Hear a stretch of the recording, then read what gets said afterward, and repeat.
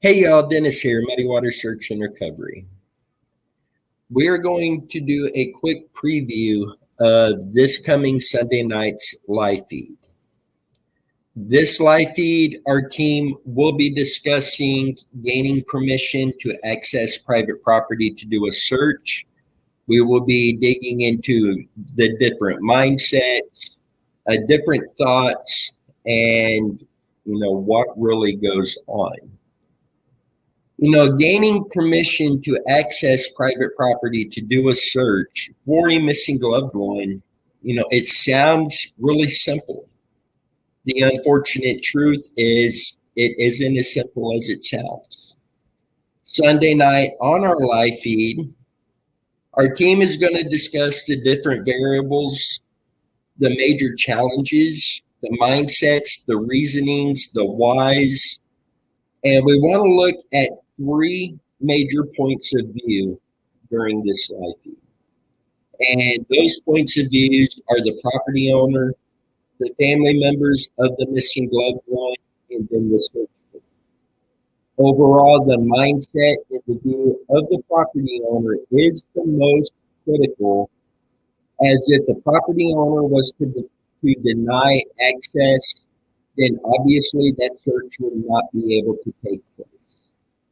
So let's kind of get into this a little bit and give you a preview of what will be coming up on this Sunday night live feed.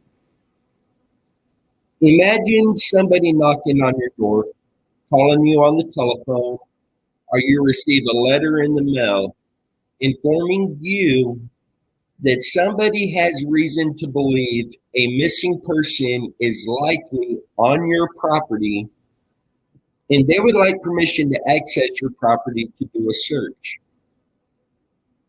What is the first thought that would come to your mind?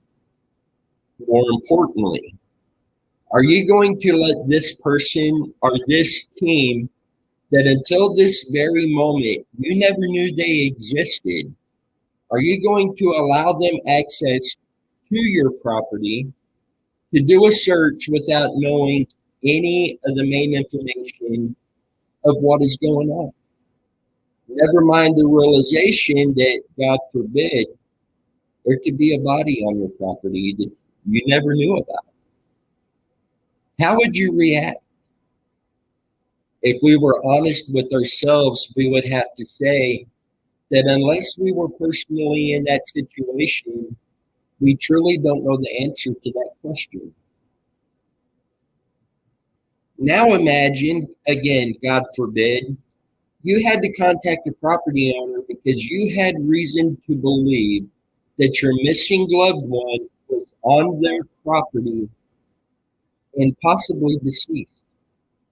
I cannot imagine what those families go through, working diligently to find their missing loved one, and now having to ask a complete stranger if they can access their private property to search for their missing loved one.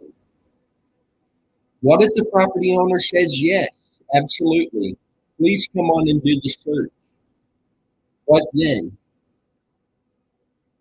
Do you have the tools and do you know how to adequately do the search to ensure that it is a thorough search? Do you want to be the person to personally find your missing loved one and, God forbid, see them in that state? There's a lot of things that can do that. On the other hand, what if the property owner told you no? How would you react? What would your thoughts be? I can't imagine the flood of emotions that pour through the family members in this situation. And we do have many cases that this is the current situation.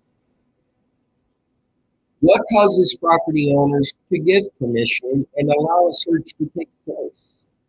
What causes property owners to deny access, knowing that the answers to a grieving family's missing persons case could very well be solved by allowing access to the property and allowing that property to be searched?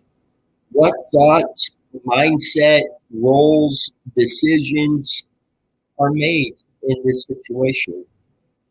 Join us live Sunday night, July 23rd, 2023 at 7:30 p.m. Central Time here on YouTube as our team discusses what all is involved in gaining permission to access private property to do a search, and we will break down the individual mindsets.